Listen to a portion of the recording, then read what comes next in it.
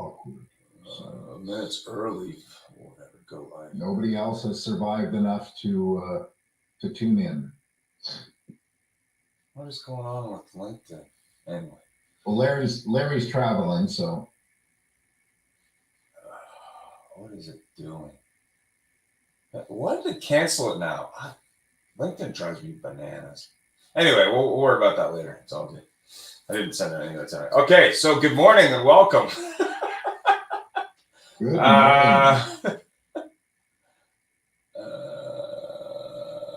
Yeah, okay. Delete on LinkedIn. I don't care.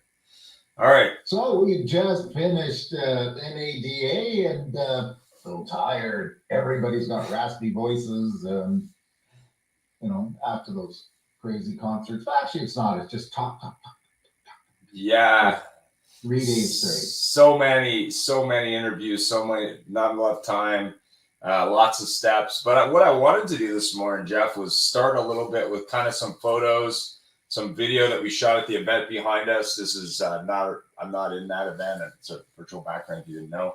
If you didn't have a chance to check out the Car Fox in person, they had a Car Fox there. So that was pretty cool. Special shout out to Digital Airstrike and Jason and his team for putting us up, but also great interview. Stay tuned for that interview that's going to be going live when I have a chance to edit it. So it's all good. So this was a shot from the top of their booth, which was really cool. We had a chance to stay at the Link. We went to Guy Fieri's restaurant. Shout out to Guy Fieri's restaurant and their staff. Really great place, funky. Not really high on the list for vegetarians, but interesting place, and that's just the setting from that place. Just a few still images from the Digital Airstrike event, which was fantastic. A lot of great acts. Paul Abdul, TLC, and then there was some other guy. I don't know. He's a DJ. Don't go changing. And then, of course, here's TLC live from that show. 1 second. This is a picture of not the car dealership guy, which was kind of funny. So he was kind of like a grifter at the show selling. I'm like, are you the car dealership guy? And he has this car dealership guy card. He's like, no, I'm not the car dealership guy. I'm like, then why are you having it? So that was kind of funny. So I took a photo of that. And then this is an action photo of Jeff from the Digital Airstrike event, which was kind of funny. Ian, yeah. Ian, would you check the messages, please? Your chat. Okay, I will. What's going on? Hi, Timmy. Sorry, where's the chat? How are you? Oh, wow, I'm not doing this right? Okay. Sorry. Let me do that. Whoa. Sorry. I'm working on a couple hours sleep, so you got to kind of bear with me here.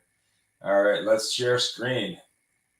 All right, if you didn't see all these images, this is a great one of Jeff. I shared one of the car dealership, not the car dealership guy. This is the up bus from Lot Pop. If you weren't there, that was pretty cool. And then I also wanted to share some other still images, but this is from Paul Abdul at Digital Airstrike. And I think she's 63. Word out to Madonna. Yeah, you should up your game. She put you to shame. But I got a quick video from that I cut, crack it on this morning. That I'm going to play it. I'm going to do that since we own it. And then we'll get into it. So here we go. 1 second. See if I can make it bigger. All righty, here we go. Okay. I'm gonna choose straight up, higher, and higher.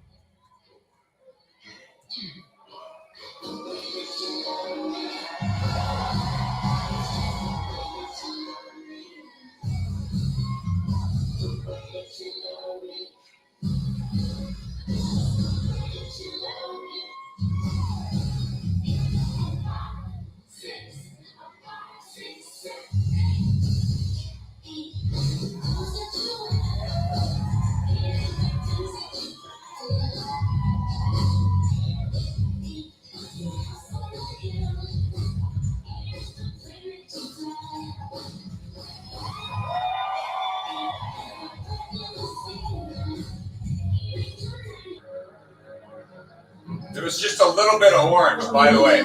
Subtle orange tones.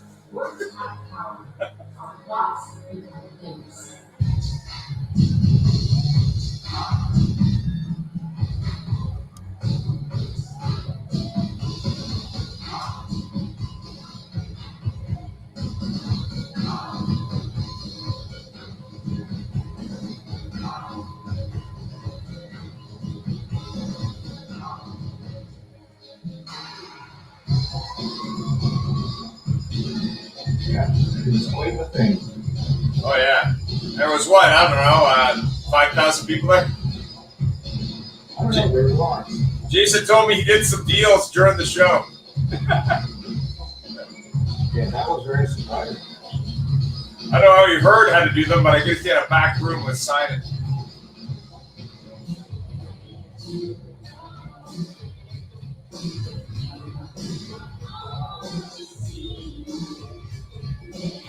Anyway, let's get started. I'll put the video up when I have a chance to add a little bit more. No time. All right, let's get started out here. Come on. Why is it not launching it? Where is it? Oh, here it is. That's why. Okay. Here we go. Working on no sleep.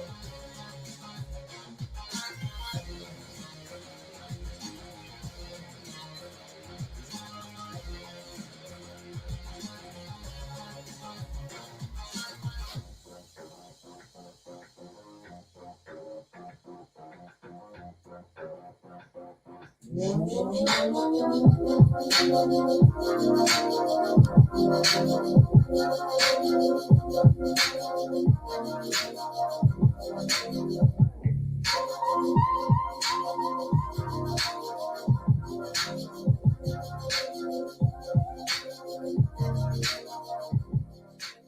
name's Tony Norton. I'm the general manager at Fred Beans Kia in Langhorne. I just wanted to take a minute to talk about Larry Feldman and Career Changers USA. Larry and I have been working together for about the last 12 years now.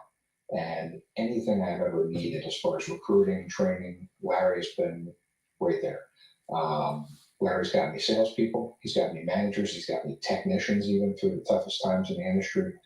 And he is just the kind of guy who's going to tell you exactly what's on his mind. He's going to tell you exactly what he thinks. But Larry also has the expertise to back it up. When he was in the dealership world, he was a top performer.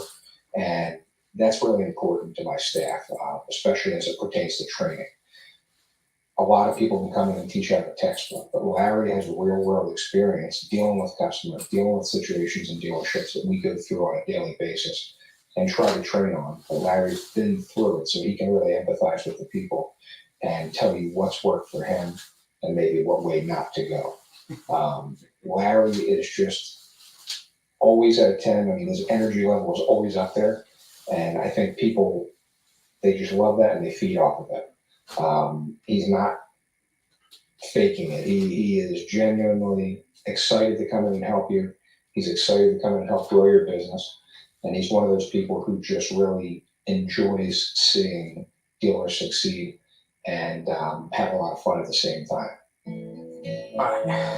Life is about connection, having a support system to lean on. and roads to endless possibility.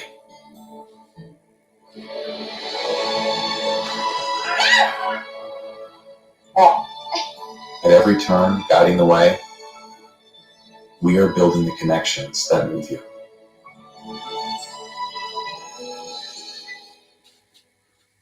So what would your dealership feel like if your entire sales staff was literally on fire, your sales and service staff? They were nonstop all over social media, completely dominating your marketplace. They could do it in 30 days or less and then continue their education to do it for an entire 6 months or a year. You literally would completely take over the entire marketplace and no one would be able to compete with you. And that's what we can do for you. So when you're walking around your community, whether you're at local restaurants or you're going to the gym, you don't want to be bothered? Yeah, we are. You won't be bothered. But a lot of people will walk up to you and say, oh my God, I love your social media. Your staff is amazing. We love what you're doing in the community. We want to come buy a car from you. We want to get an oil change at your dealership. Your community is absolutely going to love you. And it doesn't matter what platform you're on. You could be on TikTok, LinkedIn, Facebook, Instagram, all social media platforms. You will literally be all over the place. And not only will you have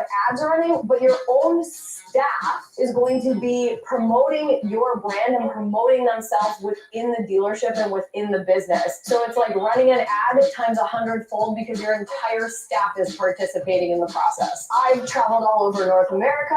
I've trained Toyota. I've trained Nissan. I've been to driving sales. I've been to Women in Auto. I get hired as a speaker for conferences at universities all over the country. And I can help change the trajectory of your dealership right now. All right. I just talked to Larry. He's going to be in a minute. He's in some sort of hotel room. Anyway, good morning. So I didn't have a chance to do a slide deck because I got about 3 hours sleep. So have to bear with me. And I had some technical glitch with LinkedIn, but we've had an ongoing battle with them for some reason. I have no idea why. Anyway, good morning. And if you are interested in that video, once I cut it, happy to do it. Good morning, Tim. Good morning, John. Larry will be on in a sec.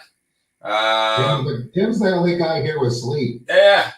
And we also have a great interview with Tim Hayden from the show. I haven't had a chance to edit it. We got about 20 plus interviews in the can, roughly. So we'll have those done as soon as I have the time to do it and some more sleep. In addition to that, we do have, we obviously had some great experiences at the show. And I had a very interesting meeting, Tim, that I'll talk to you more about maybe later in the week with a company. I think they're out of Florida. I think it's called Bitacar. We had a really interesting conversation with them. With the exception of their language concern with some of their development team, which was kind of interesting, like Eastern European. There were some interesting discussions about dealers, specifically in used cars, selling it dealer to dealer from a marketplace point of view. And we had a really interesting discussion about the gentleman, I guess, who's one of the founders of CarFox, not a plug for CarFox, and data, which was kind of interesting. And then, of course, as this industry goes, as you're in it longer and longer, the circles all sort of intersect. So we had lots of discussions about Numa, Digital Airstrike, a bunch of other companies that we all have common connections. So that was kind of interesting. And I think that was the most interesting thing for me at the show this year, with the exception of obviously lots of steak dinners, probably too much alcohol and not enough sleep, was the fact that as we go to these shows and our network continues to grow, we have a new opportunity, which is we're on a mission to get interviews.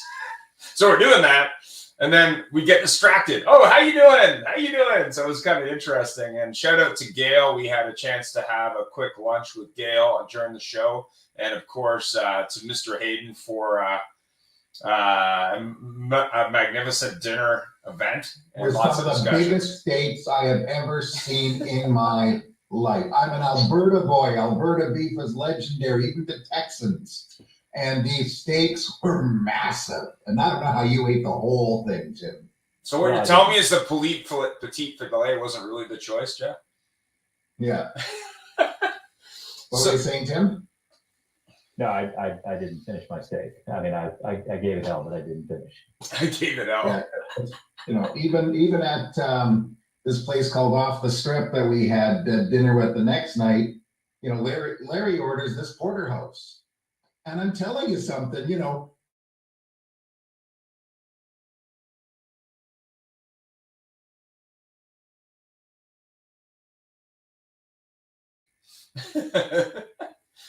So obviously, John, maybe we start with you. Tell us a little bit about what you do. Obviously, we know John quite well, but it was your first NADA, correct? What did you think of your first NADA, John? It was awesome. It was, I was really, psyched up to go down there, and definitely it exceeded my expectations in terms of what was going on there. And it was interesting. It was much more of a community than I really imagined. It really felt like people knew each other down there. And it was kind of like, for me, feeling like after being in this business for like 11 years with my company, kind of joining like the inner circle, right? And being invited to that, that special party, you know what I mean? Like that, NADA itself being like a special party. And, it was amazing to connect in there with, all of these different people that are connected into the car business in different ways, and in specific ways that were fascinating to me, which is like, the company's offering, AI products and different types of softwares that help dealerships sell cars, because that's one of the things we do. It was excellent. It was just it was a great experience. I wouldn't think twice about going back, and possibly being an exhibitor next time around, and really, really hustling. Rock and roll. Well, maybe Tim. I see Larry is being very quiet and reserved on the show this morning. I thought that was kind of funny. But Tim, maybe you can give. I mean, you've been to NADA before. Give us your opinion of the show this year versus Dallas last year.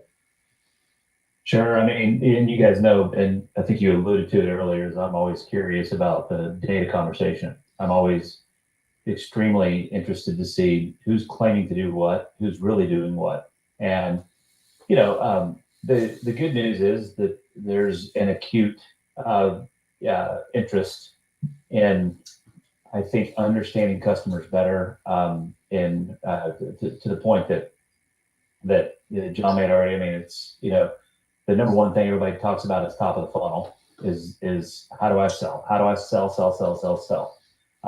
And you guys know how I feel about that. If you really knew who your customer was, you wouldn't have to work half as hard, because you'd be able to develop relationships. So the good news is there was a lot of that going on. I found it fascinating that just to give you 3 bullets to maybe come back to later. Okay. In the middle of the show. Okay.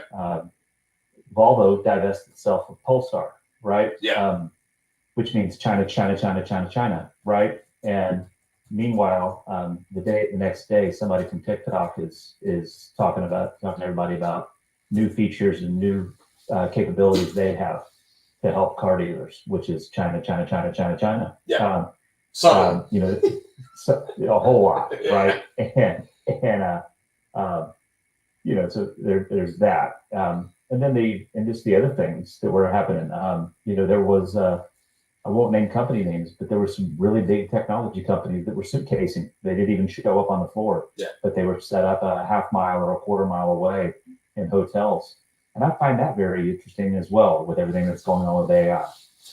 Oh yeah, I mean, The Economist had a magazine article as I was going through the airport, and it was like the Chinese EV onslaught, and it was like meteors coming to Earth with like blazing, different brands. I don't know, but I thought that was interesting because we had VinFast, and of course Jeff had his Fisker experience. Take 3, by the way, so strike 3 possibly with Fisker. But maybe Jeff can talk a little bit about Fisker. Well, that was very interesting. But first, I wanted to talk about this. Tim, you brought up this point about these companies that were off-site, and I didn't go. Who had time? I didn't even get to go see my friends at Cirrus Airplanes and pretend I could buy one. But it boggles my mind that these companies are trying to. I don't know how to put it. I'm neither a NADA fan or a poser, but the reason everybody's there is this convention, and they're trying to drag them away from this. And it's just like, with the exception of some of the keynote, or not the keynote, but the main stage things, it's splintering people. And, you got to pull somebody away. I don't know who it was, and I'm not trying to get down on anybody, but somebody's having this regular thing at the Wynn. And the only people that's, in my opinion, that are winning from this are the Uber drivers. And, because you run over there, you're going to miss something at the actual event. And, perhaps if they tagged on it by the rest of the hall or the upstairs rooms or something, and part of it's probably because NADA wants their 25% extra. But let's go back to my Fiskars. I thought it was a brilliant way of letting people see the car, of marketing it. We talked about this. They're bucking the trend of the direct-to-consumer model, which is a really strong vote for dealers, a really strong vote. It might be a little scary to get involved with Fisker because his reputation precedes him. I saw him on the West Hall, that entrance stage, and he was very engaging. And the biggest thing to me of it wasn't the car, it was the people. And his people were superb, including the guy looking at his phone, sitting beside me while I was in hyper mode. And I was doing 97 miles an hour down Paradise Avenue there in about a split second. And, it's going to show you that good old fashioned promotion might be the way to make things work. How many deals did they do at the show? How many dealers did they sign up? Is there any numbers? I don't know. Because VinFast was there, as were a couple other OEMs doing the same thing. Mitsubishi, Ford, Toyota, and I believe Stellantis. And the Ford experience was quite interesting at their booth, which I could share. But go ahead. That was an experience. Oh, Jeff, maybe you can give your thoughts as a non-Ford dealer from the Ford secret backroom experience. Well, so at the Ford booth, I don't know if either of you got a chance to go there. So there's this giant booth, and my big joke all weekend was, security, but it's mostly for Taylor Swift getting ready to come. but they're standing there, and there's a guy at the door, and he's wearing tactical boots. And maybe because they're comfortable, but no, let's see your card. Let's see your card. Let's see your card. And are you registered? So you had to register to go in there. They had this booth, and frankly, if you're a Ford dealer, okay, you go in to see what's cool. Other than that, it's a bunch of people standing around, and you're not really sure what's happening. You had to go to each of these booths and scan your card for a chance to win a Bronco Rodeo, not Deo, Dio experience. And that's which is, you go to one of 3 or 4 locations in the US, and you get to drive around in a $100,000 Bronco off-road and see how much damage you can do. And hey Jeff. Yeah. Hello, Larry. Yeah, I guess he's camera shy. Go ahead, Larry. My lack of image. I'm in a goofy hotel room in Florida. Goofy hotel room. I think it always seems like we come back to the same damn thing. People, how you treat them and how you make them feel. So my amusing story of the week is I get there, I pay the stupid fee, and the lady never hands me my bag. I said, don't I get a bag? She says, no, with what you're paying, I was Ally or something. Who the hell knows what it was or what it wasn't? It's just scary that no matter where you go, you run into jackasses that don't understand how important it is to bend with people and smile a little bit and have a little fun. This is off the record, Tim, everybody, I'm talking to what Jeff and Ian, we had those back-to-back experiences, and one of them said it was the greatest thing they ever experienced. And the other ones, when I had me drawing board,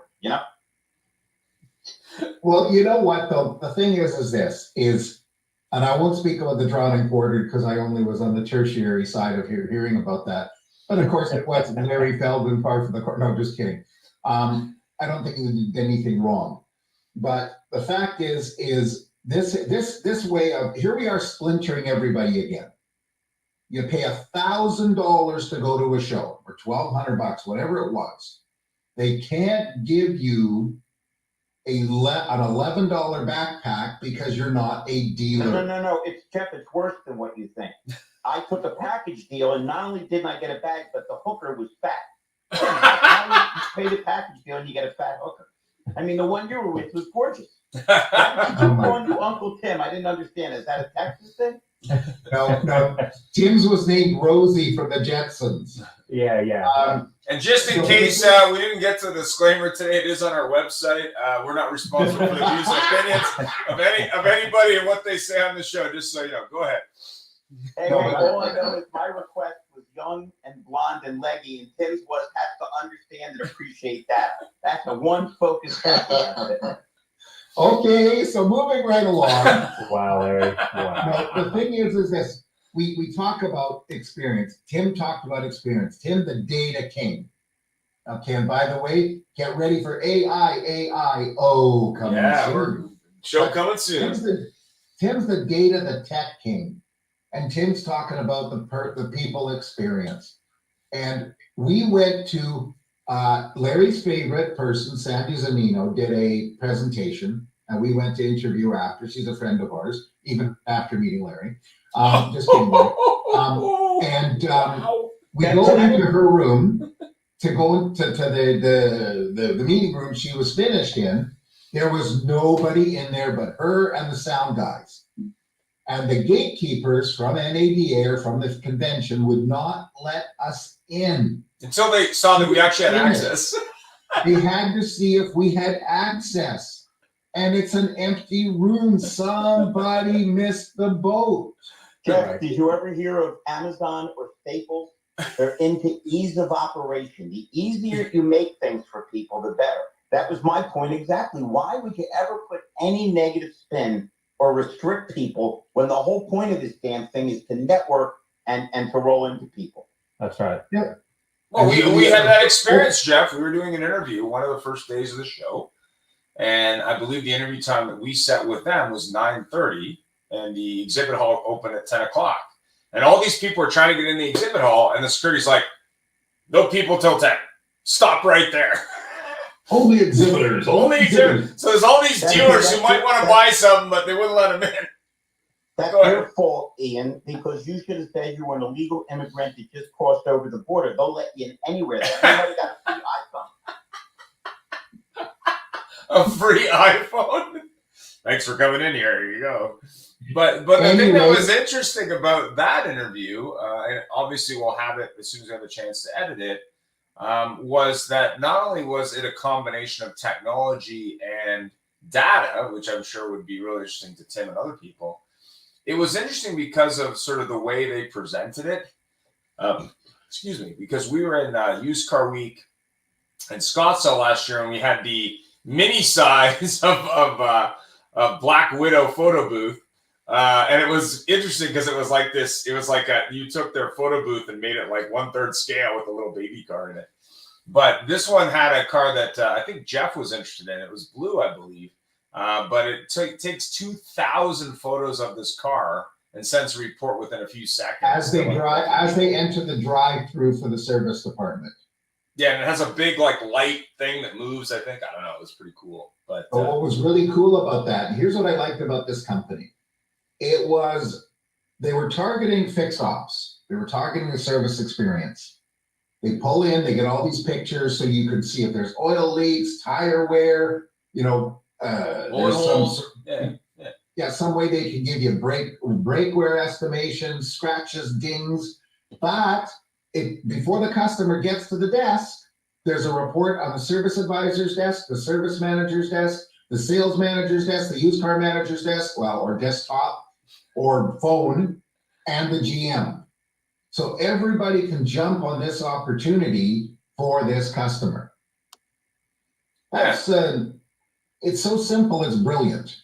And the other thing that we saw a lot, and we interviewed a couple companies, was about biometric data, excluding, I guess, theft from a dealer where people were masquerading as something else, doing this on a phone. I think one of the ladies was talking about how they were asking people for credit approval for a picture of their house, and people were sending pictures of other people's house. It's just something historically.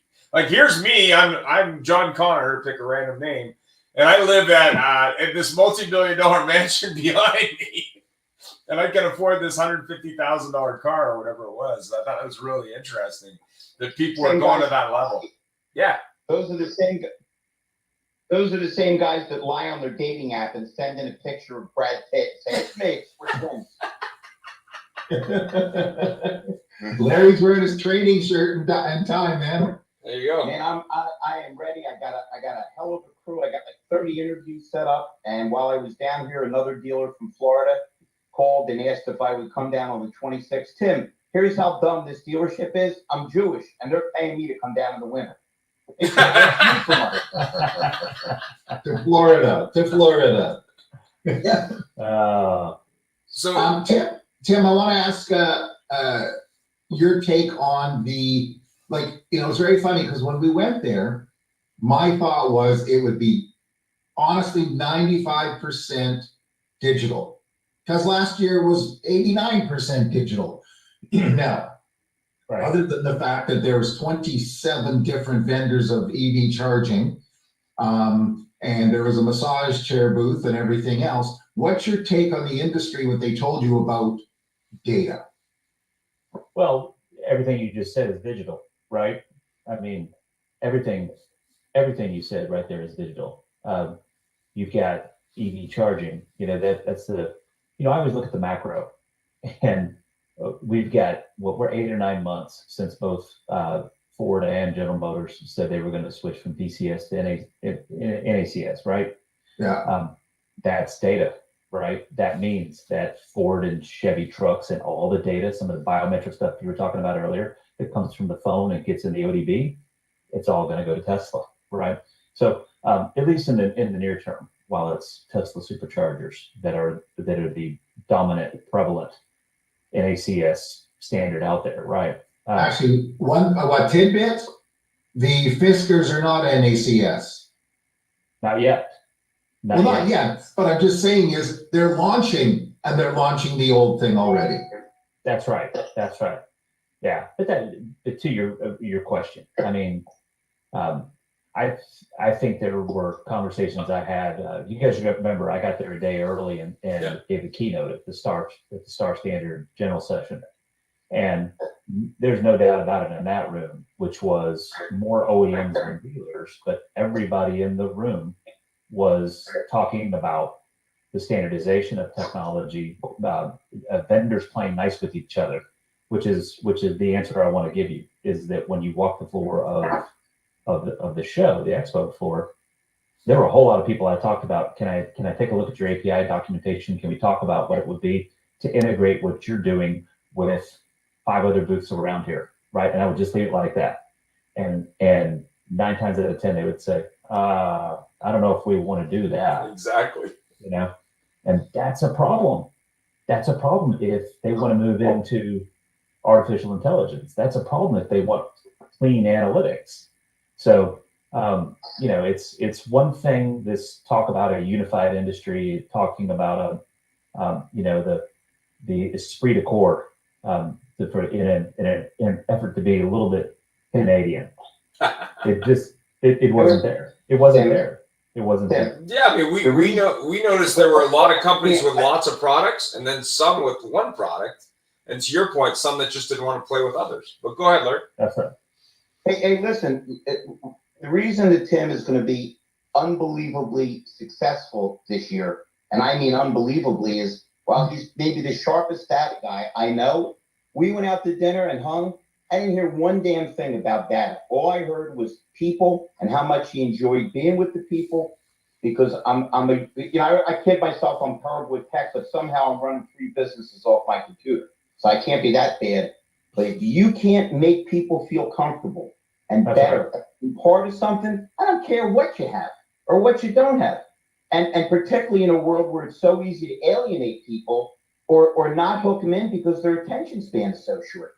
So again, you got the right crew on, because I think everybody felt the same way I did, which is, man, this is great when people can be people and smile at each other and talk. And you said it right with Sandy. They're keeping people out, and she's in a room by herself. Well, yeah, I mean, we went to see. I went to see my connection at Ford Direct, and that was really, really good experience, and trying to introduce me to a few people. And then John and I went back, I think the next day. And it was funny because I guess they had a little bit of trade show exhaustion by that point, but I was trying to help them with something that's near and dear to my heart, which is selling customers more stuff, in this case, accessories. And so we went and they had different areas like parts, accessories, cars, whatever in this booth, which was fine. And they had like a rabbit hunt where you had to like scan these cards, which was fine. And I said to one of the employees from Ford, I said, well, I'd love to talk to someone from Ford who's here about how you can sell more accessories through car dealers or directly to consumers. And she's like, well, that isn't my area, but let me get you someone who can talk to you about that. And they were very open-minded to listening to what I had to say from my experience in multiple manufacturers and dealers. And that was really good because even though there wasn't a lot of customers or dealers in there at that time, they were open-minded to saying, hey, we're looking for that. And I didn't get a chance to go to the Toyota booth or the Stellantis booth, but they were all kind of behind a wall. It was like there were cars, but there was like this wall that you. So it was kind of interesting that they didn't seem to want to engage with just show attendees, because you would think they'd also want to sell dealerships or franchises. So I thought that was kind of interesting. I wanted to hear everyone's take on that. By the way, Ian, if you ever have any problem getting into any Ford thing, just tell me you're interested in buying an F-150 Lightning. They'll put you right at the top of the line. I don't think they had one in there. They had a Bronco. I think that was the only car in there. Well, I have to tell you, the Toyota booth had a new Land Cruiser in there, and you know what? That was pretty cool. That was really cool. That was, yeah, and you know what's funny? They're starting to actually put tech into ICE cars. Because everybody viewed the, EVs as let them get tech, let's just give a little screen here or there on an internal combustion car, and now all of a sudden they're coming back in style. Did anyone go to the Stellantis booth? Did anyone have a chance? Like, I saw it from the outside, but I didn't really have a chance.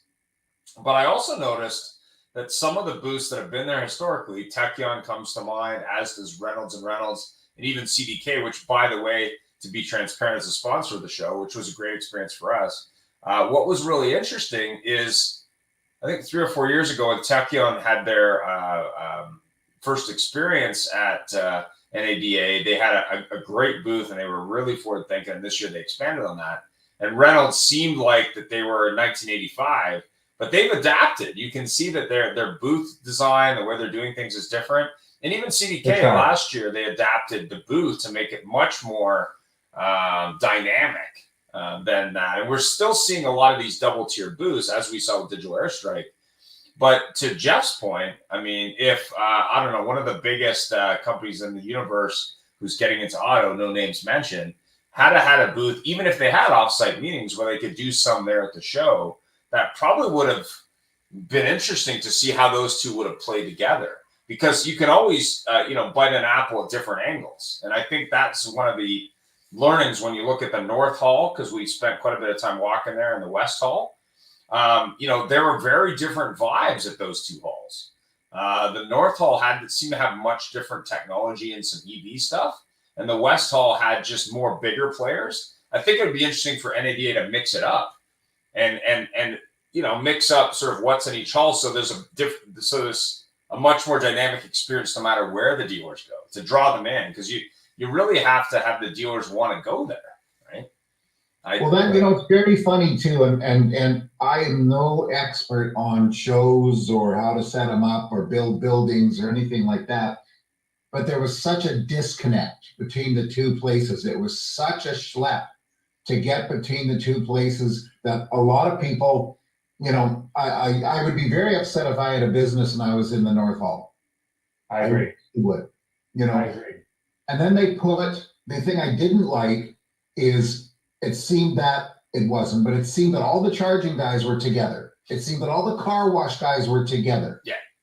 And the problem with that is, how many people can you listen to their cotton polymer brushes that won't scratch their cars? It's confusing. How many tech people? It's very funny when we interviewed Jason Berry, the COO of DAS. Technologies on Sunday, other than the fact he could talk, which is pretty good because he said, hey, I was working, I had to be sure.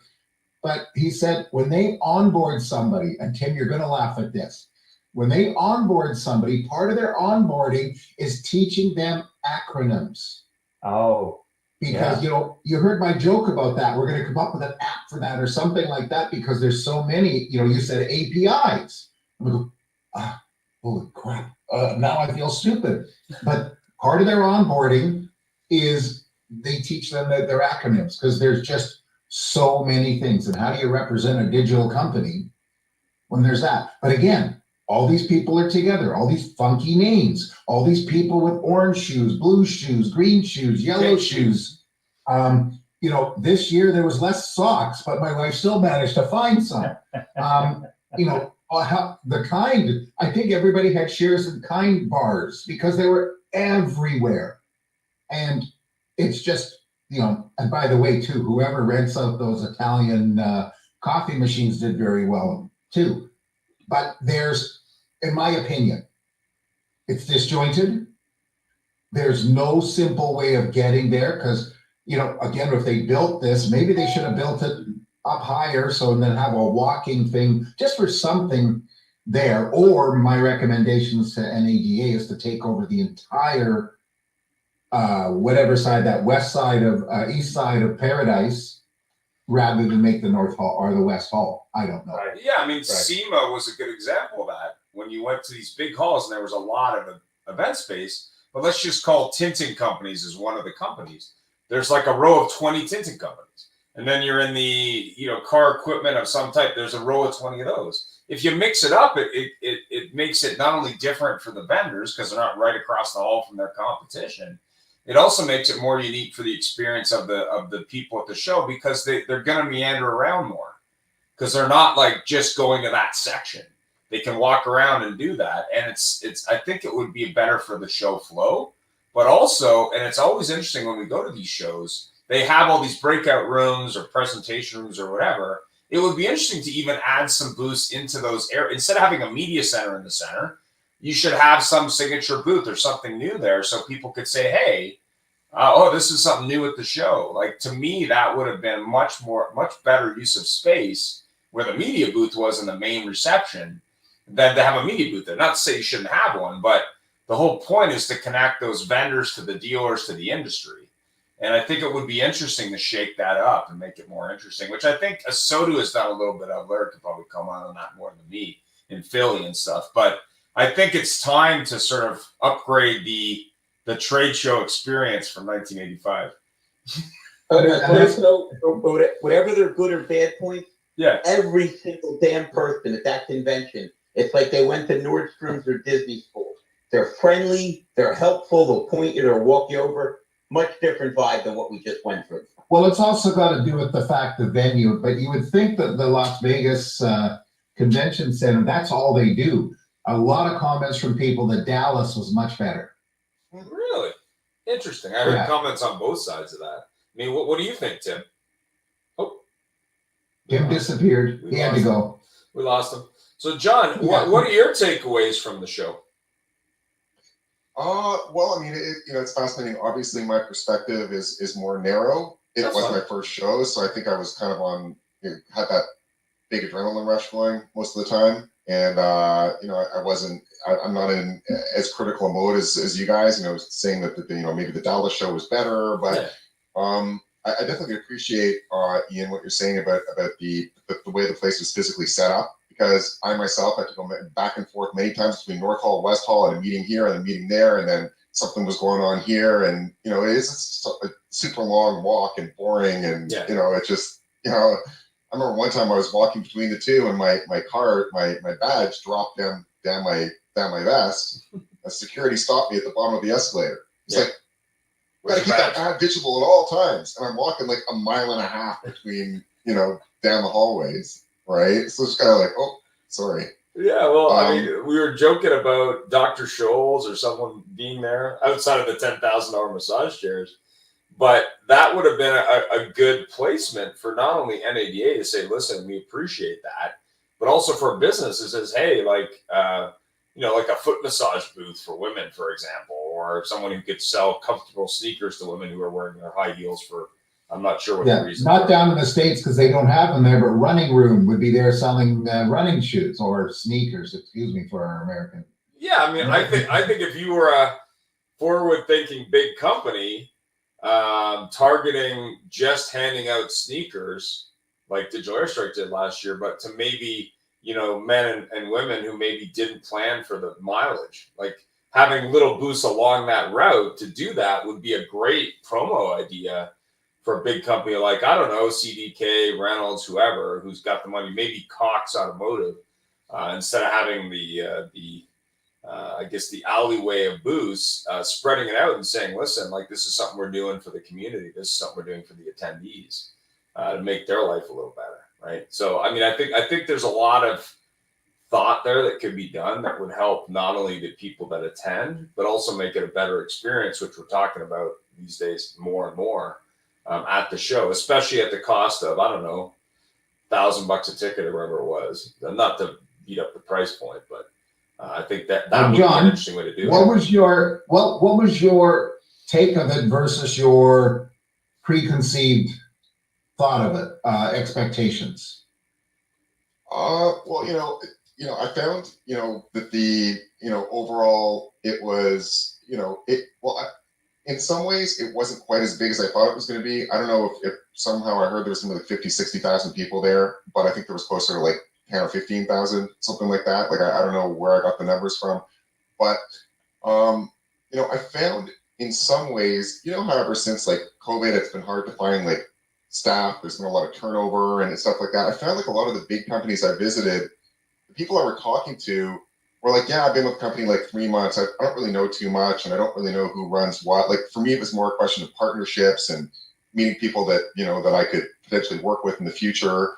And I found like a lot of the bigger companies I went to, I'm not going to name any names, software companies, the people I were talking to they were kind of just brought in for the show. And they were so young or something that they didn't really know what was going on or know much about the product. Right? Can so you imagine that? Like that? It was crazy. I was like, is there a manager around I can speak to? They're like, oh, the manager's on lunch break, but there's 10 of us here who just got off the bus and we're here to talk to you. And I'm like you don't know anything. Yeah. Right. We're trying to break that whole thing about the industry. You go in and you buy a car and there's a kid there and the kid that doesn't have forget it can be an adult, an older person that just doesn't have a clue because they're like just started their job. And here you are trying to sell somebody a $3,000 a month subscription, which is basically what they all are, to your software. And they don't know nothing. Yeah, I mean, we were at a booth, and she said, and we asked at the end, "Do you want to scan our badge?" And they had hired help that had already done that, didn't even ask us. So that was kind of funny. It's almost like they're reporting their ops to the they're calling to the management to say, was it worthwhile? Yeah, I mean, and that the other thing was these contests, which are always interesting at these shows. I think there was a golf one, and then there was one I went to. Was it cruise incentives? This felt like something from 1985. It's like AIM cruise incentives. Oh, people in Calgary love cruises. It's kind of interesting. But you know what, though? The thing is, we laugh about that, but don't forget the how would I put that? People get drawn in by stuff. Yeah. I mean, you take a look. When you and I started doing these things at these shows, there was nothing there for podcasts of any sort. There's nothing. We will take the credit for being the guys that started it, which maybe we aren't. But now every major booth has a stage. Yep. And all of them there. And they, our friends Fred and Lou put on a whole performance at wherever they were. I never saw them and never saw their booth. But it's somebody's starting to remember, car shows. Look at car shows. And it used to be all the different manufacturers at the big, auto shows, we'll call them, they schedule their performances. Yep. They hired talent to go through a car, and they had someone out, like a famous person. Yeah. I think there was a baseball thing, and then there was a former quarterback who was signing I think footballs or something. And they had a media presence, but I walked by them. I'm not that familiar, but we met a group from the UK and Scotland who had these baseball bats. What's that about? Are you like enforcing something? Oh no, one of these booths is giving out baseball bats or something. Well, you know who that was? That was the Tim Kintz group. Oh, is that what it was? Okay. Yeah, so you took a presentation, they gave you a baseball bat. Now, I have to say, it's kind of hokey, but all of a sudden, there's all these people walking around with baseball bats. Where'd you get that? The Kintz group. Oh, let's go get me a baseball cap, a bat. Oh, yeah. And, you know, I think they'd be better spending their money on swag there than on the thousands of hats their staff give away at the end. Yeah, I mean, we've created swag over the years for these different shows, T-shirts, hats, different things. And you're wearing them. And I'm wearing some. But the thing that's interesting is people really appreciate the fact that you come and take the time to interview them. And that's what was kind of interesting from some feedback for the NADA media team. There seemed to be a lot of cameras around from the NADA media team, but you didn't see a big presence for them sort of sharing the love with the vendors. I mean, that's what we try to do when we're at these shows is really our focus is let's interview the vendors and share the information with the people in the industry, whether they attended or not, and really power that growth and make dealerships better, which coincidentally is our tagline. But you would think NADA as an organization that's large would be doing the same thing to not only ask dealers at the show and interview them when they're walking around, whether it's 10,000 or 6,000, whatever that number is, but also really add value on their website for people who maybe didn't have a chance to attend to maybe say, hey, this is what you missed out on, so this is why you should go next year. And I think that's a huge opportunity for them, not to say that, we got an invite as a media company to be on their show stage, which would have been great, by the way. We'd love to do it. But at the end of the day, and Fred and Lou is a good example of this, the vendors want help producing this stuff because even if they have a stage, they really just don't know how to do it. They've just never done it before. So they might have a physical stage, but some of them are going to execute at different levels because either they haven't done it, they don't have the budget, or that kind of thing. But why not have instead of a famous celebrity, doesn't matter who they are, why not have dealers from all sides of the business on these stages? Like, I think that's what dealers want to hear from, not just the superstar Trailblazer dealers, but, I'm in Arkansas and I got a small Ford lot. What are you doing? I mean, we met a dealer at the show and he's like, oh, I'm not that big a Ford dealer. Well, but NADA is every dealer. It's not just the super groups like the BGs or something. It's every dealer. So I think if instead of, paying for trailblazing celebrities and athletes, not to say you shouldn't do that, you should maybe mix it up with a bunch of dealers to really give you their feedback. What are the challenges they're dealing with? What's working for them? Let's have a group of dealers on a lot at different vendor booths to really talk about, okay, well, here's why I come to the show every year. Here's what I get out of it. Here's what I've done with the stuff that I picked up. And yeah, I'm not endorsing these different companies, but I want to share this with other dealers so they can get better. So I think that's what you're saying, Ian, is that we should outfit Shelley with this backpack with the big thing hanging there, with the camera hanging along there, and like we every show we've been to for the last, call it almost 5 years, we're probably the only group that interviews vendors at scale. And we never have enough time to interview all of them because there's only a couple of us. But, I see these camera crews from whatever, local news media, different podcasts, not saying one's good or bad. I mean, I've applied for Media Pass for any day for 5 years. I get turned down immediately, usually within a day, because the local media is more important, whatever. But what are they covering? Are they covering the people walking around? Are they covering the celebrity happenstance? I mean, what are they covering? I don't know. And I was sitting the other morning at the stage, and they were doing a pre-recorded video because it wasn't open yet. But that's the question I would ask is, what's the value for the attendees? What's the value for the dealership community, for the OEM? Well, here's the thing, though. They think, and maybe some people do, it's about celebrities. And, the car business has created celebrities. And, so you'll have CBT and Jim Fitzgerald or whoever it is there. They're on the CBT thing and people stand and watch them. And at 4 o'clock, we got Joe Schmagegi What did Joe Schmagegi do? Nobody really knows. Nobody knows what half of these people are about. Yeah. But, if you could get, I mean, you create an interesting idea that we should be switching a little bit or adding to dealer interviews. See some of the dealer tag and just saying, hey, get them on at the same time we do these vendors. And you're right. We stop at a vendor. Now, Larry made a good joke about this. And I don't know if Larry's listening. He's incognito now. But when he did his thing over at that other booth, and he said, and then there's Ian. As we're walking down there, you turn, you look, and Ian's talking to a rock. Because Ian will go up and talk to anybody, any company, tell me about your company. And they look at us like, oh, wow, you're going to talk to me? Exactly. I had a guy tonight in the airport, saw my shirt, and he said, hey, you guys, you do that podcast. He says, great. He says, I'd like to know more about it. And actually, the company was Solara. And I says, hey, you guys do solar panels. He says, no, we don't. He says, we do DMS and digital solutions and stuff like that. Damn. And I said, I felt bad. And I said, well, I just figured by the name. He says, I know. Well, we're almost out of time. And, obviously, just if I didn't read it before, I didn't have a chance this morning to do the disclaimer, but it will be on the final cut. I had a little bit of technical challenges with LinkedIn that I've been having an on and off battle with. The biggest technical challenge right now we have is our bandwidth. And we're talking up here because it's a little bit of, when John logged on, I went, Adrian. So we will have about 15 to 20 interviews up over the next little bit. If you do want to register to be on our interview show, which is a recorded show, reach out to Jeff or myself. We're happy to schedule that in.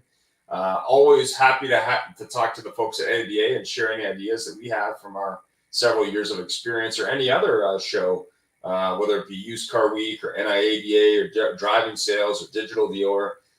We are making some plans. We'll be talking in the future about possibly the Toronto show. Stay tuned for that. And we'd love to do international shows. So if anyone wants to pay us to go to, say, I don't know, Europe, Japan, somewhere else, love to take you up on that initiative and see some international. Well, hopefully once the Anna Vincent interview drops, maybe we can go to EU ADA and get sponsored. Absolutely. Sponsored by Stefan Winkelmann at Lamborghini. And my name is Ian Nethercott. I'm Jeff Apollo. And Jeff, maybe you could talk about a second interview that you did that we haven't had a chance to edit yet, but maybe you could talk about that second interview that you did. I don't know all the details because I wasn't in the room, unfortunately, but maybe you can share a few sneak peeks on that interview as we get ready to edit that. Well, that was with Anna Vincent, and Anna is predominantly in Europe. She's based out of Monaco. And she does vehicle reviews and a variety of other things.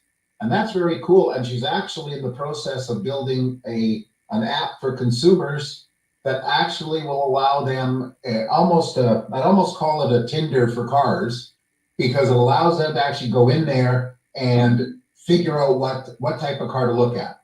Yeah. And, in my years of selling cars, 30% of the time people bought something they weren't looking for. And not because the salesman was, I switch into the car with the bonus, but because we found out that, hey, you have 3 kids, 2 teenagers and a little one, and you really shouldn't be, wink, John, you really shouldn't be looking at getting that BMW M8 coupe for the family. It just ain't working, even though you just sold your shares in XYZ.com for $30 million. Maybe you should be looking at something that holds people. Yeah, and it's really going to be very cool what she does with this. We will not, Larry's back on. We will not allow her to talk to and meet Larry because we don't want to piss her off, because she knows some very famous people I want to meet. Also, just so you know, I had a discussion with a company called Bitacar. And he has an interesting model about frontline ready sales for old stock from dealer to dealer. So we'll probably have him on and talk a little bit more about that. Really interesting company from a technology point of view and a data point of view, but also if dealers are looking for cars that maybe are long stockers on other people's lot that they don't have to recondition, it's a very interesting model. and I think there's no charge to sign up. It was pretty interesting. So that was really interesting. And then, of course, we have lots of technology and data interviews from various companies. But I think, what would you say was the most fascinating interview from your point of view, Jeff, at the show so far? What do you think? Other than Jason Berry, his data, we got some data that we'll get sharing with that interview when we get it edited. But go ahead. You know, I don't know, because it's a blur. You know, it really is a blur. I hate to say it, but it was our first interview, and maybe it's because it's what I remember was with, I can't remember the company now, but with that whole thing with the blue Corvette. Well, I thought the one from Colombia was really good. That's my impression. That actually, you know, I got to tell you, Venus Toro from, you know, I can't even remember the company. She gave us coffee, but from Colombia, and she staffs people, Spanish-speaking support staff for dealers, remote. And creative, I think in the creative side of dealerships, which was kind of interesting. Could be. And what was your, John, what was your, I guess, takeaway moment or favorite interaction at NADA 2024? I guess, you know, over the years, I've had a lot of like synergies and sort of background with AutoAlert, which is, you know, the big sort of data mining platform. And they had a big booth there, and you know, when I swung by, I made some really good connections there in terms of you know, possibilities for what, you know, what services I can offer my dealerships, and you know, just having a virtual BDC team. I've kind of worked alongside with AutoAlert and a lot of their stores for a while. Yep. So it's not a plug for them, but just for me, it was really interesting to see what they're doing these days. And you know, we both kind of have like a tie-in with Conversica, which is just a weird thing. You know, we're both like we're 2 of 3 Conversica resellers in North America. Right.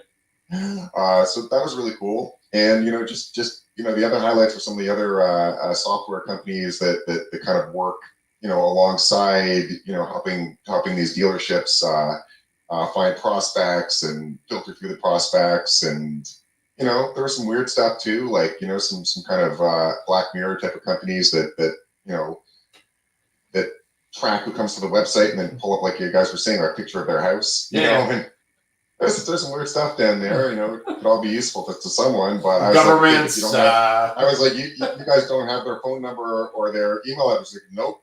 But we can get a package sent to their mailbox because we can see their house online. I'm like, okay. Yeah. We're covert ops. We do work for the government on the down low.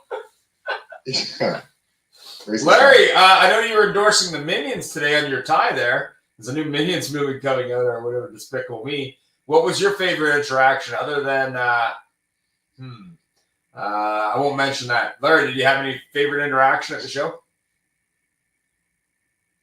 I think we lost him. Larry's lost him. All right. Well, we're out of time anyway, so we'll have more details soon. So, any final thoughts, Jeff? No, it was great. I'm tired, and we're gonna get some great stuff up. John, I'll have to tell you, it was an absolute pleasure to meet you and interact with you. And you're way different than your standard tech type of guy. So.